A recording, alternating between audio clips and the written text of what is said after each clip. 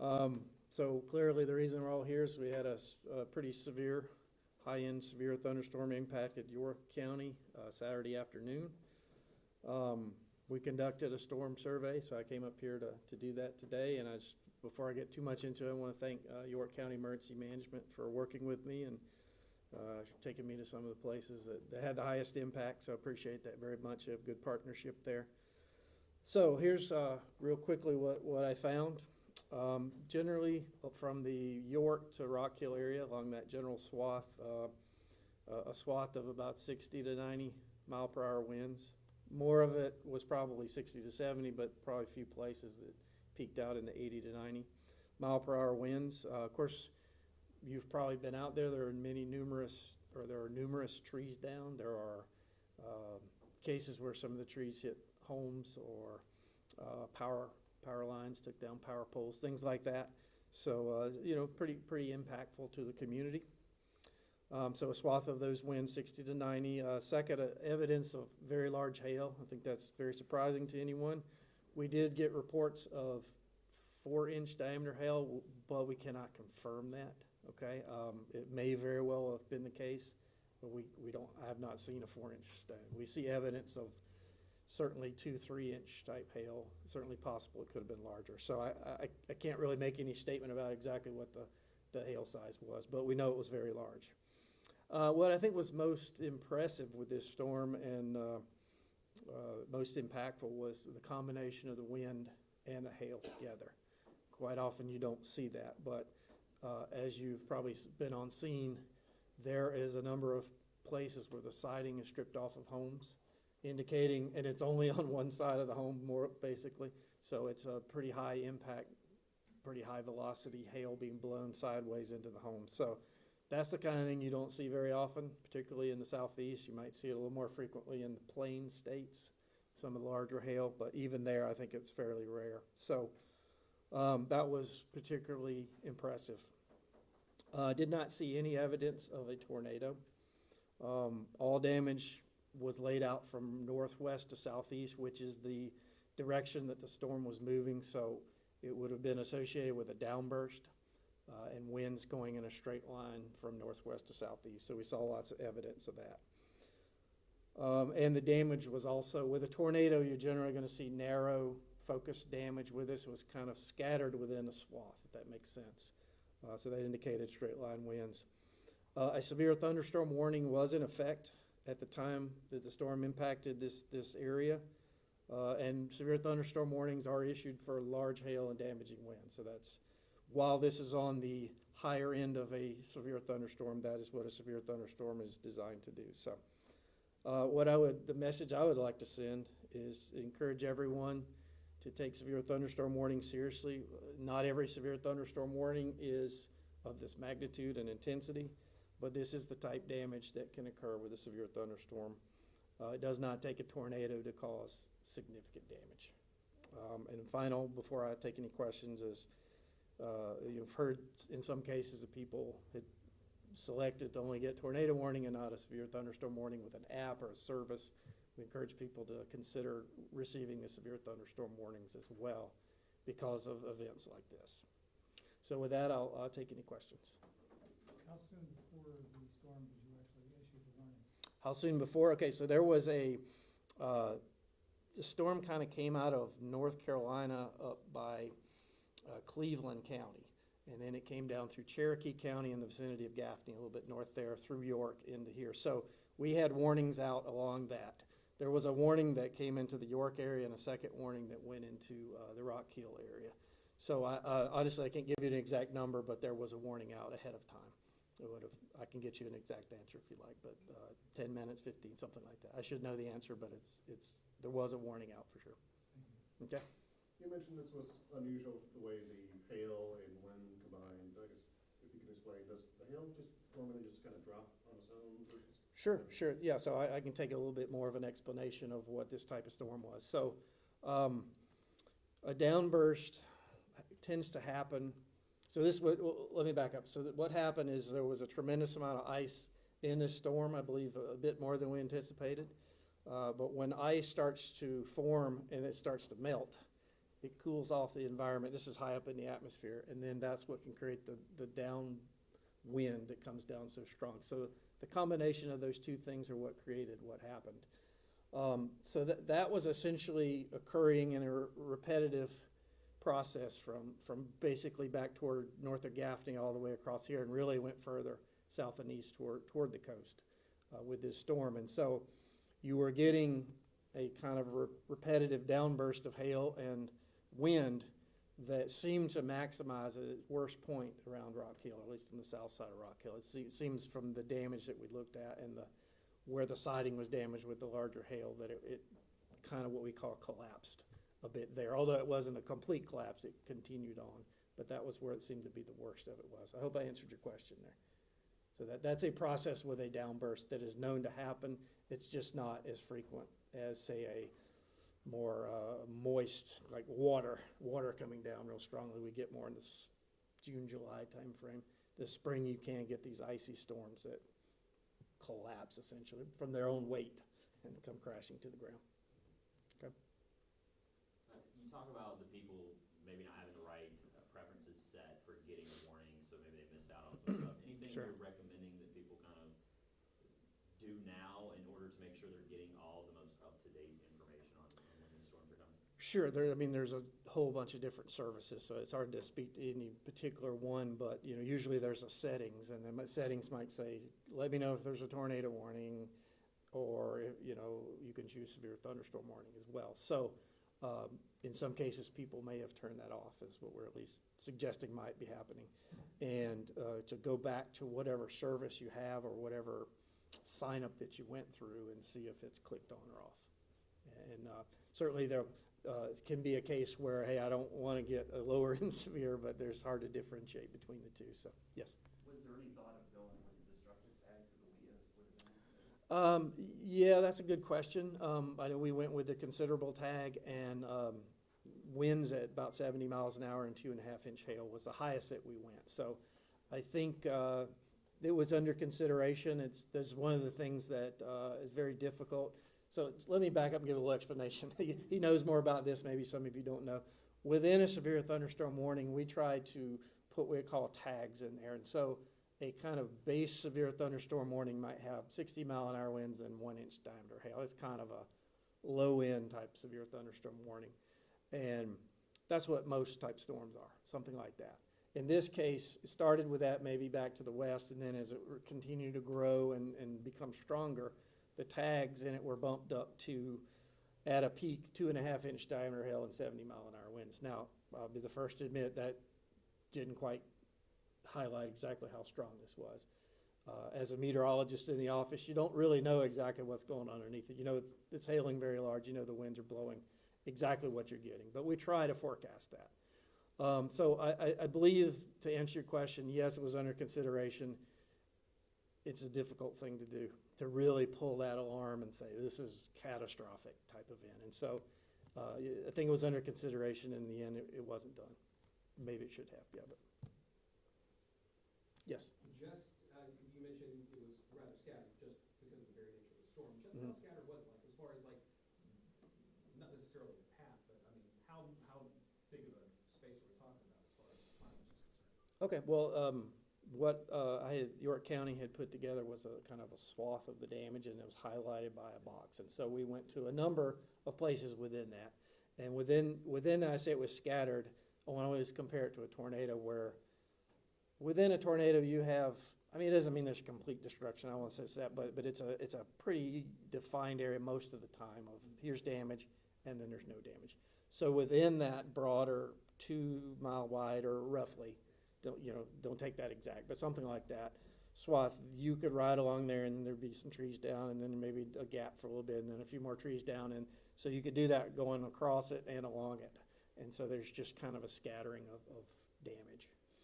In a couple of cases, it was a little more intense, and that got a little bit higher rating and things like that. So that's what I'm looking for when I'm going out there. Yes? Thank you for having us. Have you come up with at least a general dollar amount of the damage, and since the National Weather Service is a federal agency, right? We are federal, yes. Is there potential for a disaster declaration for Rockville or York County? Okay, so first of all, that is handled by York County Emergency Management. I don't know if you want to have anything to say about that, but probably a little preliminary for that, but do you want to? Yeah, Come on. we don't really have a handle on numbers to get us to that point, but for FEMA declarations, I want to say for us to be eligible, we're a little over $9 million and maybe 100 houses destroyed, and I don't think we're seeing that. Now, there may be something out there that I'm not aware of, but right now, at this time, that's kind of where we are. More minor, some moderate damage, maybe one or two destroyed, but. Is there such a thing as a state declaration, emergency declaration? Sure, but there's no financial resources that come along with that. Okay. But you said you didn't know dollars, but of total damage, vehicles, siding, whatever, are we talking millions? I mean, I would assume so, especially considering the public infrastructure, debris cleanup, trees and that kind of stuff. I think, in the millions, but maybe not, 9.5, so. Okay. But, and, that's gonna be going on for a long time, so, yeah. If our readers are not meteorologists like this guy, when you say a long time, does it take a week to do, recovery and damage assessment, a month? So we'll have early numbers hopefully by the end of the week, but they're gonna be round numbers. It may be, 6, 8, maybe a year out before we know actual impact of the storm.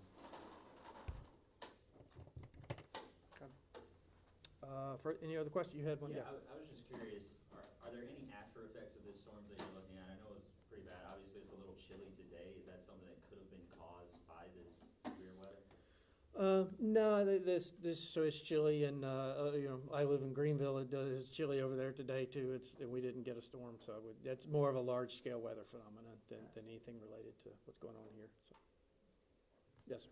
In your observations, looking at the weather and seeing hail damage, I know we're waiting for actual numbers to determine just how bad it was, but when you see this type of hail damage, I mean, how does that compare with other places that have been hit by hail? I mean, is this one of the more damaging Sure. Storms you've seen? Sure, it's one of the more damaging. We were just talking about that with EMA. They couldn't remember, having something like that in this county in memory. They couldn't remember it. So it's the kind of thing that's not going to happen in any particular location frequently, especially in the southeast. Now, Brad and I were actually talking a little bit. I think, did you say 2011? Yeah. There was a significant hailstorm in this region, but it wasn't in York County. So if you think about, so that's what, 13 years since that happened, and it wasn't in the same location. So a return period, while I can't give you an exact number on something like this in a particular, even county, is pretty long period of time. Was that the most surprising thing that you saw about this storm, about the damage that was left behind the hail? Well, certainly when I was coming here, I knew that it happened, but in my experience, that was the thing that I considered rare. Just a little background on me. I was a warning coordination meteorologist in Jackson, Mississippi before here, which gets a lot of tornadoes. You may not know what a warning coordination, but it's somebody who does this kind of work, working with the county EMAs, the television, and other media. So I haven't done that in this area, but in that area I saw a lot, and so I've seen a lot personally. And hail tearing off siding was the thing I have not seen a whole lot of. I've seen lots of trees down, lots of wind damage, but just seeing torn up siding was very rare. Impressive in that sense.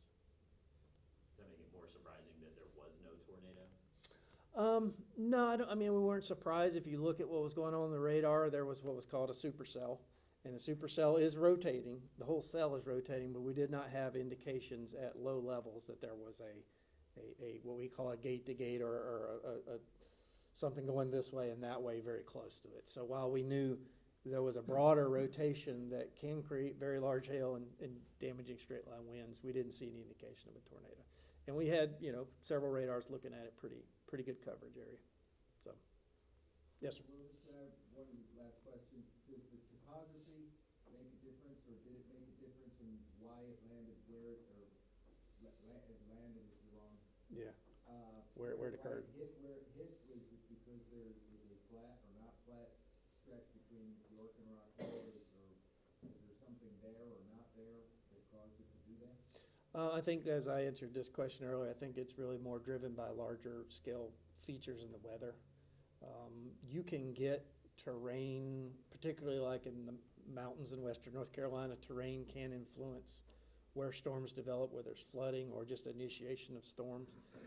In this case, it was driven more by upper level features in the atmosphere and the environment that existed. So that you can get a storm if there's enough moisture to get a storm, but is the storm just going to rain, or is the storm going to produce large hail and damaging winds? The exact temperature profiles and everything of the atmosphere drive that.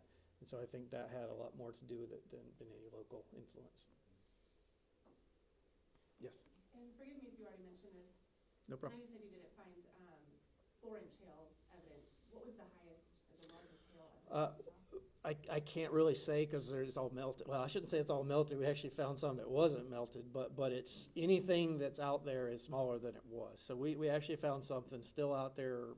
Was it 40 hours later? Gonna do my math here. 40 would be 48, so maybe 42 hours later. That's still almost 2 inches in diameter. And there's piles of it in places. So that's impressive in its own right, that it hasn't completely melted, and two, that it's still there. But if we're going to confirm 4-inch hail, we needed somebody to grab it, throw it in a freezer, and save it. And we just can't do that. Or have someone grab it, send us a picture that shows the ruler next to it, and we just didn't have that. Somewhere in that 2 or 3, maybe a couple of, not out of the question, but we can't confirm it.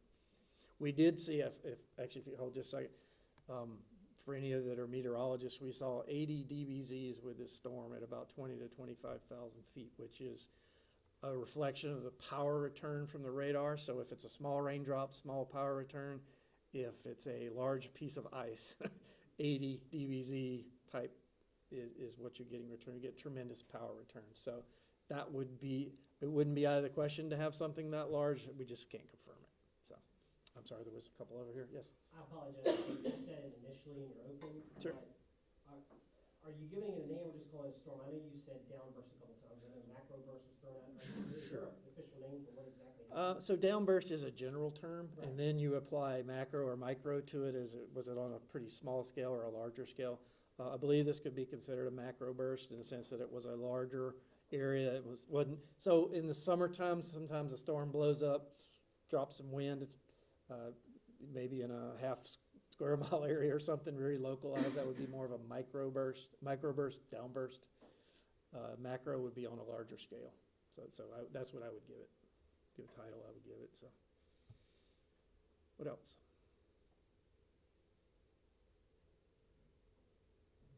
All right, everybody happy? Would it be possible to talk to you about the things that you mentioned? Would you feel comfortable with that? We may do something a little later. Let's if we can just let the National Weather Service do their thing, and then I think we may have some stuff planned a little later once we get some workable numbers and stuff like that. Okay. Any final questions? Can you spell your name and give us your title? Sure. Steve, Steve, Wilkinson, Wilkinson. Okay. I am what's called the meteorologist in charge. I'm the supervisor of the office. So, if those of you, we have the service in GSP. For those of you that are familiar with Tricia Palmer, who quite normally would be doing this most of the time, she's at a training course in Miami this week, so she would like to be here. But Thank you. you're welcome. Thank you.